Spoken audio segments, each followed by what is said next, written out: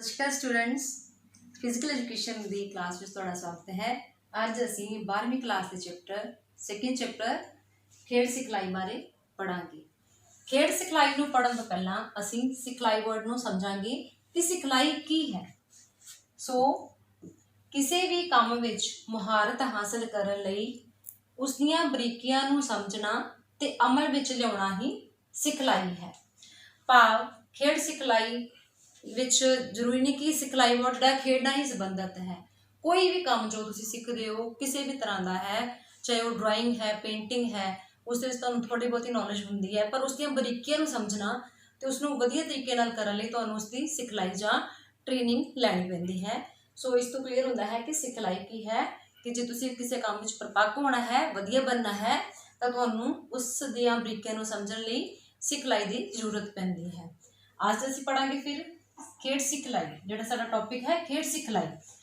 सिखलाई वर्ड नूं समझ के तुहानूं क्लीयर हो चुका है कि सिखलाई की है, पर खेड सिखलाई की है वही सेम चीज़ है कि किसी खेड विच उच्च प्रकार का प्रदर्शन करने लई, वधिया प्रदर्शन करने लई उस खेड दीयां बरीकियां नूं, नियमां नूं समझना ते उसनूं अमल विच लिआउणा ही खेड सिखलाई है। खेड सिखलाई है, खेड सिखलाई तो भाव किसी खिडारी नूं उच्च पद्धर के प्रदर्शन लई तैयार करना ही खेड सिखलाई है। खेड सिखलाई नूं समझाउण वास्ते बहुत सारे विद्वानां ने परिभाषावां दित्तियां हन, वख-वख तरह नाल अपने विचार पेश कीते हन। इत्थे असीं मैथ्यू और मैटविजियो के अनुसार जिहड़ी है उन्हां दीयां दित्तियां परिभाषावां नूं एक्सप्लेन करांगे। मैथ्यू के अनुसार खेड सिखलाई एक खिडारी की तैयारी का पहला आधार है। भाव जो कोई खिडारी किसी खेड बारे थोड़ी बहुती जानकारी रखता है तो उसनूं उसकी विच परपक्क ते निपुण बनाने लई जो ट्रेनिंग दी जाती है, जो बरीकियां बारे दस्सिया जाता है, वही सिखलाई है। मतलब ये उसकी तैयारी का पहला आधार है। उस तो बाद आता है मैटविजियो अनुसार। मैटविजियो के अनुसार है खेड सिखलाई एक खिडारी दी आधार सिखलाई है। भाव जे कोई खिडारी वधिया प्रदर्शन करना चाहता है तो उसके लिए जरूरी है कि उसकी सिखलाई भी मजबूत हो, वधिया हो। मान लिया जाए जिवें एक कमरा है या मकान तैयार करना है तो उस मकान की मजबूती इस गल पर निर्भर करती है कि उस मकान की नींव जिहड़ी है वो कितनी डूंगी या कितनी मजबूत है। इसलिए जो खिडारी उच्च पद्धर तक वधिया प्रदर्शन करना चाहता है तो उसकी सिखलाई जिहड़ी है वो भी मजबूत ते पक्की होनी चाहिए है। सिखलाई की परिभाषावां पढ़न तो बाद असीं पढ़ांगे खेड सिखलाई की महत्ता या विशेषता। कि इसकी महत्ता या विशेषता की है। सब तो पहला पॉइंट आता है कि इसके नाल खिडारी की कार्यकुशलता बढ़ती है। नंबर 2 है सिखलाई एक तरतीबवार तरीका है, भाव ये सिस्टमैटिकली करवाई जाती है। नंबर 3 है यह विज्ञानिक ढंग नाल करवाई जाती है। सिखलाई हमेशा ही साइंटिफिक तरीके नाल करवाई जाती है। भाव सिखलाई दिंदे समय खिडारी नूं सही मैकेनिजम्स बारे दस्सिया जाता है, जिवें कि सीओजी भाव सेंटर ऑफ ग्रेविटी है, फोर्स है, एंगल्स ने, बेस है, इसके बारे इसनूं सही तरीके नाल दस्सिया जाता है। सपोज जो खिडारी ने जंप लगाना है तो उसनूं जंप तो वो हर खिडारी मार सकता है, जां कह लो कि हर व्यक्ति मार लेंदा है, पर उसनूं सही तरीके नाल जानकारी देनी ये ट्रेनिंग द्वारा ही साइंटिफिक तरीके नाल मैथड नाल दस्सिया जाता है कि जंप मारते समय उसकी सीओजी यानी कि सीओजी सेंटर ऑफ ग्रेविटी कित्थे होवेगी, कितनी उच्ची चक्कर ते उसका जंप जिहड़ा है सही बचेगा और वधिया नतीजे प्राप्त कर सकता है। इस दे नाल नाल ही थ्रोज विच उहनूं दस्सिया जाता है कि थ्रो करते समय उसने किस एंगल ते थ्रो करना है, जां उसने फोर्स कदों लगानी है, कित्थे लगानी है तो कितनी लगानी है। इस तरह ही वेट लिफ्टिंग की तैयारी में दस्सिया जाता है कि उसनूं जो उसने वेट उठाना है तो बेस जिहड़ा है वो कितना होना चाहिए है ताकि उसकी बॉडी वेट नूं सही तरीके नाल सहार सके। ये सारे साइंटिफिक तरीके हैं जो खेड सिखलाई के दौरान दस्से जाते हैं। इस दे नाल चौथा पॉइंट आता है किसी उद्देश्य की प्राप्ति लई सिखलाई जरूरी है। भाव जे असीं उच्च पद्धर के नतीजे प्राप्त करने ने, बहुत वधिया परफॉर्मेंस देनी है तो उसकी प्राप्ति तां ही हो सकती है अगर साडी खेड सिखलाई जिहड़ी है वो वधिया होएगी। ये सी खेड सिखलाई की महत्ता ਖੇਡ ਸਿਖਲਾਈ ਦੀ ਮਹੱਤਤਾ ਤੋਂ ਬਾਅਦ ਅਸੀਂ ਪੜਾਂਗੇ ਖੇਡ ਸਿਖਲਾਈ ਦੇ ਉਦੇਸ਼। ਉਦੇਸ਼ ਕੀ ਹਨ? ਮਕਸਦ, ਕਿਸੇ ਕੰਮ ਨੂੰ ਕਰਨ ਦਾ ਮਕਸਦ ਜਾਂ ਜ਼ਰੂਰਤ। ਜਿੰਨੀ ਦੇਰ ਤੱਕ ਸਾਨੂੰ ਇਹ ਨਹੀਂ ਪਤਾ ਹੋਏਗਾ ਕਿ ਅਸੀਂ ਇਹ ਕੰਮ ਕਿਉਂ ਕਰ ਰਹੇ ਹਾਂ, ਇਸ ਪਿੱਛੇ ਕੀ ਉਦੇਸ਼ ਹੈ, ਉਨੀ ਦੇਰ ਤੱਕ ਸਾਨੂੰ ਉਸ ਕੰਮ ਵਿੱਚ ਸਫਲਤਾ ਪ੍ਰਾਪਤ ਨਹੀਂ ਹੋ ਸਕਦੀ। ਭਾਵ ਕਿਸੇ ਵੀ ਕੰਮ ਨੂੰ ਸਹੀ ਤਰੀਕੇ ਨਾਲ ਨੇਪਰੇ ਚਾੜਨ ਲਈ ਉਸ ਦੇ ਲਈ ਉਦੇਸ਼ ਦਾ ਪਤਾ ਹੋਣਾ ਬਹੁਤ ਜ਼ਰੂਰੀ ਹੈ। ਸੋ ਸਰੀਰਕ ਸਿਖਲਾਈ ਦੇ ਉਦੇਸ਼ਾਂ ਵਿੱਚ ਪਹਿਲਾ ਉਦੇਸ਼ ਹੈ ਸਰੀਰਕ ਬਣਤਰ। ਖੇਡ ਸਿਖਲਾਈ ਦਾ ਮੁੱਖ ਉਦੇਸ਼ ਖਿਡਾਰੀ ਦੀ ਸਰੀਰਕ ਬਣਤਰ ਨੂੰ ਸਹੀ ਕਰਨਾ ਹੈ। ਬੇਸ਼ੱਕ ਖੇਡ ਸਿਖਲਾਈ ਦੌਰਾਨ ਖਿਡਾਰੀ ਦੀ ਜਿਹੜੀ ਸਰੀਰਕ ਬਣਤਰ ਹੈ ਉਸ ਵਿੱਚ ਜ਼ਿਆਦਾ ਤਬਦੀਲੀਆਂ ਨਹੀਂ ਲਿਆਂਦੀਆਂ ਜਾ ਸਕਦੀਆਂ, ਪਰ ਫਿਰ ਵੀ ਖੇਡ ਸਿਖਲਾਈ ਦੁਆਰਾ ਹੀ ਉਸ ਦੀਆਂ ਸਰੀਰਕ ਸੰਬੰਧੀ ਕਰੂਪਤਾਵਾਂ ਜਿਹੜੀਆਂ ਨੇ ਜਾਂ ਸਰੀਰਕ ਢਾਂਚੇ ਸੰਬੰਧੀ ਪੋਸਚਰ ਡਿਫਾਰਮਿਟੀਜ਼ ਨੇ, ਕਰੂਪਤਾਵਾਂ ਨੇ ਜਾਂ ਤਰੁੱਟੀਆਂ ਨੇ, ਉਸ ਨੂੰ ਦੂਰ ਕਰਕੇ ਉਸ ਦੀ ਪਰਫਾਰਮੈਂਸ ਨੂੰ ਵਧਾਇਆ ਜਾ ਸਕਦਾ ਹੈ। ਉਸ ਤੋਂ ਬਾਅਦ ਆਉਂਦਾ ਹੈ ਸਰੀਰਕ ਯੋਗਤਾ। ਜਿਵੇਂ ਕਿ ਤੁਹਾਨੂੰ ਪਹਿਲਾਂ ਹੀ ਪੜ੍ਹਾ ਚੁੱਕੀ ਹਾਂ ਕਿ ਸਰੀਰਕ ਯੋਗਤਾ ਦੇ 5 ਘਟਕ ਹਨ: ਗਤੀ, ਤਾਕਤ, ਸਹਿਣਸ਼ੀਲਤਾ, ਲਚਕ ਅਤੇ ਤਾਲਮੇਲ। ਇਹਨਾਂ 5 ਤੱਤਾਂ ਦਾ ਵਿਕਾਸ ਕਰਨਾ ਖੇਡ ਸਿਖਲਾਈ ਦਾ ਮੁੱਖ ਉਦੇਸ਼ ਹੈ। ਭਾਵ ਕਿਸੇ ਖੇਡ ਵਿੱਚ ਲਚਕ ਦੀ ਜ਼ਿਆਦਾ ਜ਼ਰੂਰਤ ਹੁੰਦੀ ਹੈ, ਕਿਸੇ ਵਿੱਚ ਸਹਿਣਸ਼ੀਲਤਾ ਦੀ ਲਚਕ ਜ਼ਿਆਦਾ ਜ਼ਰੂਰਤ ਹੁੰਦੀ ਹੈ। ਕਿਸ ਖੇਡ ਦੀ ਜ਼ਰੂਰਤ ਦੇ ਅਨੁਸਾਰ ਇਹਨਾਂ ਦਾ ਵਿਕਾਸ ਕਰਨਾ ਜਿਹੜਾ ਹੈ ਉਹ ਖੇਡ ਸਿਖਲਾਈ ਦਾ ਮੁੱਖ ਉਦੇਸ਼ ਹੈ। ਅੱਗੇ ਆਉਂਦਾ ਹੈ 3rd ਪੁਆਇੰਟ, ਤਕਨੀਕੀ ਮੁਹਾਰਤ। ਹਰੇਕ ਖੇਡ ਵਿੱਚ ਬਹੁਤ ਸਾਰੀਆਂ ਚਾਲਕ ਕਿਰਿਆਵਾਂ ਹੁੰਦੀਆਂ ਹਨ। ਖਿਡਾਰੀ ਦੀ ਕੁਸ਼ਲਤਾ ਇਸ ਗੱਲ ਤੇ ਨਿਰਭਰ ਕਰਦੀ ਹੈ ਕਿ ਉਹ ਇਹਨਾਂ ਚਾਲਕ ਕਿਰਿਆਵਾਂ ਨੂੰ ਕਿੰਨੀ ਵਧੀਆ ਤਰੀਕੇ ਨਾਲ ਕਰਦਾ ਹੈ ਜਾਂ ਕਿੰਨੀ ਆਸਾਨੀ ਨਾਲ ਕਰਦਾ ਹੈ।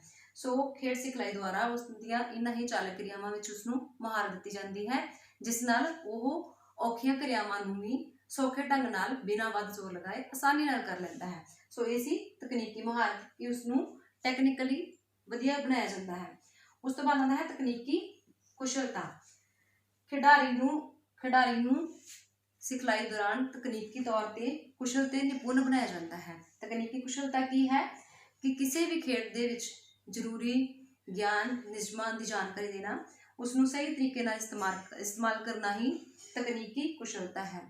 ਜੇਕਰ ਖਿਡਾਰੀ ਨੂੰ ਕਿਸੇ ਖੇਡ ਦੇ ਨਿਯਮਾਂ ਦੇ ਸਹੀ ਨਿਯਮਾਂ ਦੀ ਜਾਣਕਾਰੀ ਹੋਵੇਗੀ, ਭਾਵ ਉਹਨਾਂ ਦੇ ਨਿਯਮਾਂ ਤੋਂ ਜਾਣੂ ਹੋਵੇਗਾ, ਤਾਂ ਉਹ ਉਸਨੂੰ ਚੰਗੇ ਤਰੀਕੇ ਨਾਲ ਸਿੱਖ ਸਕਦਾ ਹੈ ਔਰ ਆਪਣੀ ਉਸ ਖੇਡ ਨੂੰ ਅੱਗੇ ਵਧਾ ਸਕਦਾ ਹੈ। ਇਸ ਦੇ ਵਿੱਚ ਇਹ ਵੀ ਦੱਸਿਆ ਜਾਂਦਾ ਹੈ ਕਿ ਖੇਡ ਦੇ ਦੌਰਾਨ ਕਿਸ ਪ੍ਰਕਾਰ ਦੀ ਜਿਹੜੀ ਹੈ ਸਟ੍ਰੈਟਜੀ ਬਣਾਉਣੀ ਹੈ ਤੇ ਕਿਸ ਪ੍ਰਕਾਰ ਦੇ ਜਿਹੜੇ ਤਰੀਕੇ ਅਪਣਾ ਕੇ ਉਸਨੂੰ ਆਪਣੀ ਖੇਡ ਨੂੰ ਅੱਗੇ ਵਧਾਇਆ ਜਾ ਸਕਦਾ ਹੈ। ਸੋ ਇਹ ਸਭ ਕੁਝ ਅਸੀਂ ਖਿਡਾਰੀ ਨੂੰ ਤਕਨੀਕੀ ਕੁਸ਼ਲਤਾ ਦੇ ਵਿੱਚ ਹੀ ਦੱਸ ਸਕਦੇ ਹਾਂ। ਉਸ ਤੋਂ ਬਾਅਦ 5ਵਾਂ ਪੁਆਇੰਟ ਆਉਂਦਾ ਹੈ ਸਮੁੱਚੀ ਸ਼ਖਸੀਅਤ ਦਾ ਵਿਕਾਸ। ਖੇਡ ਸਿਖਲਾਈ ਦਾ ਮਤਲਬ ਸਿਰਫ ਖਿਡਾਰੀ ਨੂੰ ਸਰੀਰਕ ਤੌਰ ਤੇ ਤਾਕਤਵਰ ਕਰਕੇ ਸਿਖਲਾ ਕੇ ਜਾਂ ਖੇਡ ਵਿੱਚ ਤਕਨੀਕਾਂ ਸਿਖਾ ਕੇ ਨਿਪੁੰਨ ਹੋਣਾ ਬਣਾਉਣਾ ਜ਼ਰੂਰੀ ਨਹੀਂ ਹੈ। ਇਸ ਦਾ ਇੱਕ ਮਕਸਦ ਖਿਡਾਰੀ ਦੀ ਸਮੁੱਚੀ ਸ਼ਖਸੀਅਤ ਦਾ ਵਿਕਾਸ ਕਰਨਾ ਵੀ ਹੈ। ਭਾਵ ਉਸ ਦੇ ਵਿੱਚ ਆਤਮ ਵਿਸ਼ਵਾਸ ਪੈਦਾ ਕਰਨਾ, ਆਪਣੀ ਖੇਡ ਦੇ ਪ੍ਰਤੀ ਪੱਕਾ ਇਰਾਦਾ ਪੈਦਾ ਕਰਨਾ, ਉਸਨੂੰ ਆਪਣੀਆਂ ਭਾਵਨਾਵਾਂ ਉੱਤੇ ਕਾਬੂ ਪਾਉਣਾ ਸਿਖਾਉਣਾ, ਉਸ ਦੇ ਵਿੱਚ ਅਗਵਾਈ ਵਰਗੇ ਗੁਣਾਂ ਦਾ ਵਿਕਾਸ ਕਰਨਾ। ਸੋ ਇਸ ਪ੍ਰਕਾਰ ਖਿਡਾਰੀ ਦੀ ਸਮੁੱਚੀ ਸ਼ਖਸੀਅਤ ਦਾ ਵਿਕਾਸ ਕਰਨਾ ਵੀ ਇਸ ਦੇ ਉਦੇਸ਼ ਦੇ ਵਿੱਚ ਆਉਂਦਾ ਹੈ। ਅਗਲਾ ਟੌਪਿਕ ਆਉਂਦਾ ਹੈ ਖੇਡ ਸਿਖਲਾਈ ਦੇ ਸਿਧਾਂਤ। ਸਿਧਾਂਤ ਤੋਂ ਬੱਚੇ ਬਹੁਤ ਵਾਰ ਕਨਫਿਊਜ਼ ਹੁੰਦੇ ਨੇ ਕਿ ਸਿਧਾਂਤ ਕੀ ਨੇ। ਸਿਧਾਂਤ ਨੇ ਉਹ ਗੱਲਾਂ ਜਾਂ ਉਹ ਜ਼ਰੂਰੀ ਗੱਲਾਂ ਜੋ ਕਿਸੇ ਕੰਮ ਨੂੰ ਕਰਨ ਤੋਂ ਪਹਿਲਾਂ ਸਾਨੂੰ ਯਾਦ ਰੱਖਣੀਆਂ ਜ਼ਰੂਰੀ ਹੁੰਦੀਆਂ ਹਨ ਕਿ ਉਸ ਕੰਮ ਨੂੰ ਕਰਨ ਤੋਂ ਪਹਿਲਾਂ ਅਸੀਂ ਇਹ ਗੱਲਾਂ ਦਾ ਧਿਆਨ ਰੱਖਾਂਗੇ ਤੇ ਸਾਡਾ ਕੰਮ ਵਧੀਆ ਹੋਏਗਾ। ਇਹ ਸਾਰੇ ਸਿਧਾਂਤ ਹਨ। ਸੋ ਇਸ ਦੇ ਸਿਧਾਂਤ ਖੇਡ ਸਿਖਲਾਈ ਦੇ ਸਿਧਾਂਤ ਹਨ। ਪਹਿਲਾ ਸਿਧਾਂਤ ਹੈ ਨਿਰੰਤਰਤਾ ਦਾ ਸਿਧਾਂਤ। ਭਾਵ ਨਿਰੰਤਰਤਾ ਦਾ ਭਾਵ ਹੈ ਰੋਜ਼ਾਨਾ। ਇਸ ਸਿਧਾਂਤ ਅਨੁਸਾਰ ਖੇਡ ਸਿਖਲਾਈ 'ਚ ਵਧੀਆ ਨਤੀਜੇ ਲੈਣ ਲਈ ਸਾਨੂੰ ਉਸਨੂੰ ਰੋਜ਼ਾਨਾ ਉਸਦਾ ਅਭਿਆਸ ਕਰਨਾ ਚਾਹੀਦਾ ਹੈ। ਇਹ ਨਹੀਂ ਕਿ ਇੱਕ ਦਿਨ ਅਭਿਆਸ ਕੀਤਾ ਜਾਂ 2 ਦਿਨ ਕੀਤਾ ਤਾਂ ਉਸ ਤੋਂ ਬਾਅਦ ਛੱਡ ਦਿੱਤਾ, ਉਸ ਤੋਂ ਬਾਅਦ ਫਿਰ ਅਭਿਆਸ ਕੀਤਾ ਫਿਰ ਛੱਡ ਦਿੱਤਾ। ਇਸ ਦੇ ਨਾਲ ਸਾਰਥਕ ਨਤੀਜੇ ਪ੍ਰਾਪਤ ਨਹੀਂ ਹੋਣਗੇ, ਬਲਕਿ ਖਿਡਾਰੀ ਦੀ ਪਰਫਾਰਮੈਂਸ ਜਿਹੜੀ ਵਧਣ ਦੀ ਬਜਾਏ ਉਹ ਘਟਦੀ ਹੀ ਜਾਏਗੀ। ਇਸ ਲਈ ਇਸ ਸਿਧਾਂਤ ਅਨੁਸਾਰ ਖਿਡਾਰੀ ਨੂੰ ਆਪਣੀ ਖੇਡ ਸਿਖਲਾਈ ਦੌਰਾਨ ਰੋਜ਼ਾਨਾ ਅਭਿਆਸ ਜਿਹੜਾ ਹੈ ਉਹ ਕਰਨਾ ਚਾਹੀਦਾ ਹੈ। ਉਸ ਤੋਂ ਬਾਅਦ ਦੂਜਾ ਪੁਆਇੰਟ ਆਉਂਦਾ ਹੈ ਵਾਧੂ ਭਾਰ ਦਾ ਸਿਧਾਂਤ। ਵਾਧੂ ਭਾਰ ਦੇ ਸਿਧਾਂਤ ਤੋਂ ਬਹੁਤ ਵਾਰ ਇਸ ਨੂੰ ਨੈਗੇਟਿਵ ਪੱਖ ਤੋਂ ਵੀ ਲੈ ਲਿਆ ਜਾਂਦਾ ਹੈ ਕਿ ਓਵਰਲੋਡ ਹੋ ਗਿਆ ਜਾਂ ਓਵਰਲੋਡ ਕਰ ਦਿੱਤਾ। ਵਾਧੂ ਭਾਰ ਦਾ ਸਿਧਾਂਤ ਇੱਥੇ ਬਹੁਤ ਜ਼ਰੂਰੀ ਹੈ ਸਿਖਲਾਈ ਵਿੱਚ, ਪਰ ਇਹ ਨੈਗੇਟਿਵ ਪੱਖ ਤੋਂ ਨਹੀਂ ਲਿਆ ਜਾਂਦਾ। ਜਿੰਨੀ ਦੇਰ ਤੱਕ ਕਿਸੇ ਖਿਡਾਰੀ ਨੂੰ ਅਸੀਂ ਵਾਧੂ ਭਾਰ ਨਹੀਂ ਦਿੰਦੇ, ਉਨੀ ਦੇਰ ਤੱਕ ਉਸ ਦੀ ਜਿਹੜੀ ਸਿਖਲਾਈ ਹੈ ਉਹ ਸਹੀ ਤਰੀਕੇ ਨਾਲ ਅੱਗੇ ਨਹੀਂ ਵੱਧ ਸਕਦੀ। ਇੱਥੇ ਵਾਧੂ ਭਾਰ ਦਾ ਸਿਧਾਂਤ ਦਾ ਭਾਵ ਹੈ कि ਜਦੋਂ ਅਸੀਂ ਕਿਸੇ ਖਿਡਾਰੀ ਨੂੰ, ਮੰਨ ਲਓ ਉਹ ਇੱਕ ਐਥਲੀਟ ਹੈ, ਤਾਂ ਉਸਨੂੰ ਅਸੀਂ 100 ਮੀਟਰ ਲਈ ਤਿਆਰ ਕਰਨਾ ਹੈ, ਸਪ੍ਰਿੰਟਰ ਹੈ ਉਹ 100 ਮੀਟਰ ਲਈ ਤਿਆਰ ਕਰਨਾ ਹੈ, ਤਾਂ ਅਸੀਂ ਉਸਨੂੰ ਰੋਜ਼ 100 ਮੀਟਰ ਦੌੜਨ ਦੀ ਬਜਾਏ ਉਸਨੂੰ 105 ਜਾਂ 110 ਮੀਟਰ ਜਿਹੜਾ ਦੌੜਨ ਦਾ ਅਭਿਆਸ ਕਰਵਾਵਾਂਗੇ, ਭਾਵ ਉਸਨੂੰ ਜ਼ਿਆਦਾ ਵਰਕ ਦੇਵਾਂਗੇ, ਜਿਸ ਦੇ ਨਾਲ ਉਸਦੀਆਂ ਮਾਸਪੇਸ਼ੀਆਂ ਉਸ ਚੀਜ਼ ਨੂੰ ਸਹਿਣ ਕਰਨ ਦੀਆਂ ਆਦੀ ਹੋ ਜਾਣਗੀਆਂ, ਤਾਂ ਉਹ ਆਪਣੀ ਪਰਫਾਰਮੈਂਸ ਦੌਰਾਨ 100 ਮੀਟਰ ਦੀ ਜਿਹੜੀ ਦੌੜ ਹੈ ਉਸਨੂੰ ਆਸਾਨੀ ਨਾਲ ਕਰ ਜਾਏਗਾ। ਇਹ ਹੈ ਵਾਧੂ ਭਾਰ ਦਾ ਸਿਧਾਂਤ। ਭਾਵ ਵਾਧੂ ਭਾਰ ਦਾ ਸਿਧਾਂਤ ਹੈ ਕਿ ਕਿਸੇ ਵੀ ਖਿਡਾਰੀ ਨੂੰ ਉਸਦੀਆਂ ਮਾਸਪੇਸ਼ੀਆਂ ਦੀ ਸਮਰੱਥਾ ਤੋਂ ਵੱਧ ਭਾਰ ਦੇਣਾ ਹੀ ਵਾਧੂ ਭਾਰ ਹੁੰਦਾ ਹੈ। ਇਸ ਦੇ ਵਿੱਚ ਇੱਕ ਗੱਲ ਬਹੁਤ ਯਕੀਨੀ ਹੈ ਕਿ ਜਦੋਂ ਵਾਧੂ ਭਾਰ ਦੇਣਾ ਹੈ ਖਿਡਾਰੀ ਨੂੰ, ਉਸਦੀ ਪਰਫਾਰਮੈਂਸ ਬਦਲ ਨਹੀਂ ਦੇਣਾ ਹੈ, ਤਾਂ ਇਹ ਧਿਆਨ ਰੱਖਣਾ ਬਹੁਤ ਜ਼ਰੂਰੀ ਹੈ ਕਿ ਵਾਧੂ ਭਾਰ ਦਿੰਦੇ ਸਮੇਂ ਇਸ ਗੱਲ ਦਾ ਧਿਆਨ ਰੱਖ ਲਿਆ ਜਾਵੇ ਕਿ ਜਿਹੜਾ ਭਾਰ ਉਸਨੂੰ ਪਹਿਲਾਂ ਦਿੱਤਾ ਗਿਆ ਹੈ ਕਿ ਉਸਦੀਆਂ ਮਾਸਪੇਸ਼ੀਆਂ ਉਸਨੂੰ ਬਰਦਾਸ਼ਤ ਕਰ ਰਹੀਆਂ ਨੇ ਜਾਂ ਉਸਨੂੰ ਸਹਾਰ ਰਹੀਆਂ ਨੇ, ਜਾਂ ਮਤਲਬ ਉਸਦੀ ਬੋਡੀ ਨੇ ਉਹ ਵਰਕ ਜਿਹੜਾ ਲੋਡ ਹੈ, ਵਰਕ ਲੋਡ ਉਹ ਅਡਾਪਟ ਕਰ ਲਿਆ ਹੈ, ਤਾਂ ਹੀ ਉਸਨੂੰ ਅਗਲਾ ਭਾਰ ਦੇਣਾ ਚਾਹੀਦਾ ਹੈ। ਸਪੋਜ਼ ਜਿਵੇਂ ਮੰਨ ਲਿਆ ਜਾਵੇ ਕਿ ਇੱਕ ਵੇਟ ਲਿਫਟਰ ਹੈ, ਉਹਨੇ ਬੈਂਚ ਪ੍ਰੈਸ, ਉਸਨੇ ਕੰਪੀਟੀਸ਼ਨ ਦੌਰਾਨ 100 ਦੀ ਬੈਂਚ ਪ੍ਰੈਸ ਮਾਰਨੀ ਹੈ, ਤਾਂ ਉਸਨੂੰ 100 ਤੋਂ ਵੱਧ ਦੀ ਬੈਂਚ ਪ੍ਰੈਸ ਦਾ ਅਭਿਆਸ ਜਿਹੜਾ ਹੈ ਉਹ ਕਰਵਾਇਆ ਜਾਂਦਾ ਹੈ, ਭਾਵੇਂ ਉਸਨੂੰ 105 ਜਾਂ 7 ਕਿਲੋ ਜਿਹੜਾ ਹੈ ਕਿਲੋ ਵੇਟ ਚੁਕਵਾਇਆ ਜਾਂਦਾ ਹੈ। ਪਰ ਇਹ ਵੇਟ ਵਧਾਉਂਦੇ ਸਮੇਂ ਇਹ ਧਿਆਨ ਰੱਖਣਾ ਚਾਹੀਦਾ ਹੈ ਕਿ ਅਗਰ ਤੁਸੀਂ 5 ਕਿਲੋ ਵੇਟ ਉਸਨੂੰ ਦਿੱਤਾ ਤਾਂ ਇੱਕ ਹਫ਼ਤਾ ਉਸਨੂੰ ਉਸੇ ਦੀ ਹੀ ਜ਼ਿਆਦਾ ਦੀ ਪ੍ਰੈਕਟਿਸ ਕਰਵਾਉਣੀ ਹੈ, ਤਾਂ ਕਿ ਉਸਦੀਆਂ ਮਾਸਪੇਸ਼ੀਆਂ ਸੁਧਾਰ ਜਿਹੜੇ ਹੈ ਉਹ ਸਹਾਰ ਲੈਣਾ, ਆਪਣਾ ਵੇਟ ਜਿਹੜਾ ਹੈ ਉਹ ਸਹਾਰ ਲੈਣ।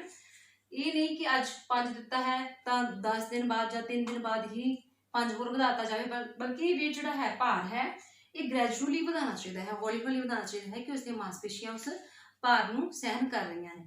ਤੇ ਇਸ ਦੇ ਨਾਲ ਹੀ ਅਗਰ ਜੇ ਇਸ ਸਿਧਾਂਤ ਦੇ ਅਨੁਸਾਰ ਇਸ ਨੂੰ ਫੋਲੋ ਕੀਤਾ ਜਾਵੇ ਤਾਂ ਬਹੁਤ ਹੀ ਵਧੀਆ ਨਤੀਜੇ ਜਿਹੜੇ ਨੇ ਉਹ ਪ੍ਰਾਪਤ ਕੀਤੇ ਜਾ ਸਕਦੇ ਨੇ। ਉਸ ਤੋਂ ਬਾਅਦ ਤੀਜਾ ਪੁਆਇੰਟ ਆਉਂਦਾ ਹੈ ਇਕਸਾਰਤਾ ਅਤੇ ਵਖਰੇਵੇਂ ਦਾ ਸਿਧਾਂਤ।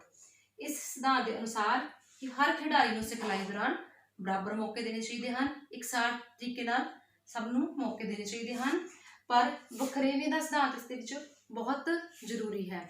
ਇਸ ਦੇ ਵਿੱਚ ਇਸ ਤੋਂ ਭਾਵ ਹੈ ਕਿ ਹਰ ਖਿਡਾਰੀ 'ਚ ਇੱਕ ਖਿਡਾਰੀ ਦੂਸਰੇ ਖਿਡਾਰੀ ਨਾਲੋਂ ਅਲੱਗ ਹੁੰਦਾ ਹੈ, ਚਾਹੇ ਉਹ ਕਾਰ 'ਚ ਹੋਵੇ, ਭਾਰ 'ਚ ਹੋਵੇ ਜਾਂ ਆਪਣੀ ਸਮਰੱਥਾ ਦੇ ਹਿਸਾਬ ਨਾਲ ਅਲੱਗ ਹੁੰਦਾ ਹੈ, ਜਾਣੀ ਕਿ ਇੰਡੀਵਿਜੂਅਲ ਡਿਫਰੈਂਸਿਸ ਜਿਹਨੂੰ ਅਸੀਂ ਕਹਿ ਦਿੰਦੇ ਹਾਂ। ਇਸ ਸਿਧਾਂਤ ਅਨੁਸਾਰ ਉਹਨੂੰ ਵਰਕਲੋਡ ਦਿੰਦੇ ਹੋਏ ਜਾਂ ਉਸਨੂੰ ਸਿਖਲਾਈ ਦਿੰਦੇ ਹੋਏ ਇਸ ਦਾ ਵਖਰੇਵਾਂ ਜਿਹੜਾ ਹੈ ਉਹ ਧਿਆਨ 'ਚ ਰੱਖਣਾ ਚਾਹੀਦਾ ਹੈ। ਜਿਵੇਂ ਇੱਕ ਨਵਾਂ ਸਿੱਖਣ ਵਾਲਾ ਖਿਡਾਰੀ ਬਿਗਨਰ ਹੈ ਤਾਂ ਉਸਨੂੰ ਸਿਖਲਾਈ ਦਿੰਦੇ ਸਮੇਂ ਇਹ ਧਿਆਨ ਰੱਖਣਾ ਚਾਹੀਦਾ ਹੈ ਕਿ ਉਸਦੀ ਟ੍ਰੇਨਿੰਗ ਉਨੀ ਹਾਰਡ ਨਹੀਂ ਹੋਣੀ ਚਾਹੀਦੀ ਜਿਹੜੀ ਕਿ ਪਹਿਲਾਂ ਹੀ ਸਿਖਾਂਦਰੂ ਖਿਡਾਰੀ ਨੂੰ ਦਿੱਤੀ ਜਾ ਰਹੀ ਹੈ, ਜਾਂ ਲੜਕੀ ਹੈ ਉਸਦੇ ਵਰਕਲੋਡ ਜਾਂ ਉਸਦੀ ਸਿਖਲਾਈ ਉਸ ਇੱਕ ਲੜਕੇ ਤੋਂ ਅਲੱਗ ਹੋਣੀ ਚਾਹੀਦੀ ਹੈ, ਬੇਸ਼ੱਕ ਉਹਨਾਂ ਦੀ ਗੇਮ ਜਿਹੜੀ ਹੈ ਜਾਂ ਉਹਨਾਂ ਦਾ ਜਿਹੜਾ ਈਵੈਂਟ ਹੈ ਉਹ ਸੇਮ ਹੋਵੇ। ਸੋ ਇਹ ਹੈ ਇਕਸਾਰਤਾ ਤੇ ਵਖਰੇਵੇਂ ਦਾ ਸਿਧਾਂਤ। ਉਸ ਤੋਂ ਬਾਅਦ ਆਉਂਦਾ ਹੈ ਵਿਗਿਆਨਿਕ ਤੇ ਵਿਸ਼ਿਸ਼ਟ ਸਿਖਲਾਈ। ਵਿਗਿਆਨਿਕ ਹੈ ਸਾਇੰਟੀਫਿਕ, ਵਿਸ਼ਿਸ਼ਟ ਹੈ ਤਰਤੀਬਵਾਰ। ਭਾਵ ਜਿਹੜੀ ਸਿਖਲਾਈ ਖਿਡਾਰੀ ਨੂੰ ਦਿੱਤੀ ਜਾ ਰਹੀ ਹੈ ਉਹ ਵਿਗਿਆਨਿਕ ਤਰੀਕਿਆਂ ਦੇ ਆਧਾਰ ਤੇ ਹੋਣੀ ਚਾਹੀਦੀ ਹੈ ਅਤੇ ਤਰਤੀਬਵਾਰ ਹੋਣੀ ਚਾਹੀਦੀ ਹੈ। ਵਿਗਿਆਨਿਕ ਤਰੀਕਿਆਂ ਦੇ ਨਾਲ ਹੀ ਜਿਹੜੀ ਸਿਖਲਾਈ ਕਰਾਈ ਜਾਂਦੀ ਹੈ ਉਹਦੇ ਵਿੱਚ ਹੀ ਉਸਨੂੰ ਵਧੀਆ ਨਤੀਜੇ ਪ੍ਰਾਪਤ ਹੁੰਦੇ ਹਨ। ਉਸ ਤੋਂ ਬਾਅਦ ਪੰਜਵਾਂ ਪੁਆਇੰਟ ਆਉਂਦਾ ਹੈ ਆਰਾਮ ਦਾ ਸਿਧਾਂਤ। ਕਿਸੇ ਵੀ ਖੇਡ ਕਿਰਿਆ ਨੂੰ ਜਾਂ ਖੇਡ ਅਭਿਆਸ ਨੂੰ ਕਰਨ ਤੋਂ ਬਾਅਦ ਖਿਡਾਰੀ ਨੂੰ ਉਚਿਤ ਆਰਾਮ ਦੇਣਾ ਬਹੁਤ ਜ਼ਰੂਰੀ ਹੁੰਦਾ ਹੈ। ਜੇਕਰ ਅਸੀਂ ਕਿਸੇ ਵੀ ਖੇਡ ਕਿਰਿਆ ਤੋਂ ਬਾਅਦ ਖਿਡਾਰੀ ਨੂੰ ਉਚਿਤ ਆਰਾਮ ਨਹੀਂ ਦਿੰਦੇ ਤਾਂ ਉਸਦੀ ਥਕਾਵਟ ਜਲਦੀ ਨਹੀਂ ਉਤਰਦੀ, ਅਗਲੀ ਖੇਡ ਲਈ ਅਸੀਂ ਉਹਨੂੰ ਕਹਿ ਦਿੰਦੇ ਹਾਂ, ਤਾਂ ਕੀ ਹੁੰਦਾ ਹੈ ਕਿ ਖਿਡਾਰੀ ਦੀ ਰਿਕਵਰੀ ਨਾ ਹੋਣ ਕਰਕੇ ਉਹ ਅਗਲੀ ਖੇਡ ਜਾਂਦਾ ਹੈ ਤਾਂ ਉਸਨੂੰ ਥਕਾਵਟ ਹੋਣ ਕਰਕੇ ਉਹ ਜਾਂ ਤਾਂ ਗਲਤੀਆਂ ਕਰਦਾ ਹੈ ਬਾਰ-ਬਾਰ ਜਾਂ ਫਿਰ ਉਸਨੂੰ ਸੱਟ ਚੋਟ ਲੱਗ ਜਾਂਦੀ, ਸੱਟ ਚੋਟ ਜਿਹੜੀ ਹੈ ਉਹ ਲੱਗ ਜਾਂਦੀ ਹੈ। ਸੋ ਇਸ ਸਿਧਾਂਤ ਦੇ ਅਨੁਸਾਰ ਹਰ ਖੇਡ ਕਿਰਿਆ ਤੋਂ ਬਾਅਦ ਖਿਡਾਰੀ ਨੂੰ ਉਚਿਤ ਆਰਾਮ ਜਿਹੜਾ ਹੈ ਉਹ ਦੇਣਾ ਚਾਹੀਦਾ ਹੈ। ਸੋ ਇਹ ਸੀ ਅੱਜ ਦਾ ਸਾਰਾ ਟੌਪਿਕ। ਖੇਡ ਸਿਖਲਾਈ ਕੀ ਹੈ, ਇਸ ਦੇ ਸਿਧਾਂਤ, ਉਦੇਸ਼ ਅਤੇ ਇਸ ਦੀਆਂ ਪਰਿਭਾਸ਼ਾਵਾਂ ਅਸੀਂ ਪੜ੍ਹੀਆਂ ਸੀ। ਇਸ ਦੇ ਵਿੱਚ ਸਾਰਾ ਤੁਹਾਨੂੰ ਦੱਸਿਆ ਗਿਆ ਹੈ। ਇਸ ਵੀਡੀਓ ਤੋਂ ਬਾਅਦ ਇਸ ਦੇ ਨੋਟਸ ਜਿਹੜੇ ਨੇ ਉਹ ਅਪਲੋਡ ਕਰ ਦਿੱਤੇ ਜਾਣਗੇ। ਜਿਸ ਵੀ ਸਟੂਡੈਂਟ ਨੂੰ ਚਾਹੀਦੇ ਨੇ ਉਹ ਇਸ ਤੋਂ ਆਪਣੇ ਜਿਹੜੇ ਹੈ ਨੋਟਸ ਜਿਹੜੇ ਉਹ ਲੈ ਸਕਦਾ ਹੈ। Thank you.